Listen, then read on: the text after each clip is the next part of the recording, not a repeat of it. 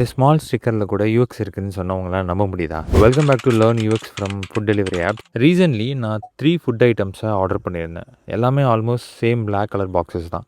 அப்போ எனக்கு எதில் நான்வெஜ் இருக்குது அப்படிங்கிறது தெரியணும். ஸோ பாக்ஸை ஓப்பன் பண்ணாமல் என்னால் ஐடென்டிஃபை பண்ண முடியுமா? ஃபஸ்ட்டு நம்மளோட ஐ எங்கே போகுது?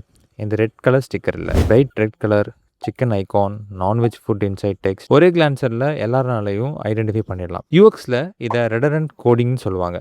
ஒரே இன்ஃபர்மேஷன், கலர், ஐகான், டெக்ஸ்ட் 3 வேஸில் கம்யூனிகேட் பண்ணியிருக்காங்க. அதனால் எவ்ரி யூசர் ஈஸியாக இதை அண்டர்ஸ்டாண்ட் பண்ணிடுவாங்க. ஆனால் எனக்கு ரொம்ப பிடிச்ச ஃபீச்சர் இது இல்லை. இந்த ஸ்டிக்கரை எங்கே பேஸ்ட் பண்ணியிருக்கான்னு பாருங்கள். பாக்ஸில் எங்கே வேணுனாலும் பேஸ்ட் பண்ணியிருக்கலாம். ஆனால் ஓப்பனிங் சைடில் தான் வச்சுருக்காங்க. ஏன் தெரியுமா? பிகாஸ் யூசர் பாக்ஸை ஓப்பன் பண்ணும்போது ஸ்டிக்கரை இக்னோர் பண்ண முடியாது. அதை டியர் பண்ணிட்டு தான் ஓப்பன் பண்ண முடியும். யூஎக்ஸில் இதை சிக்னிஃபையர்னு சொல்லுவாங்க.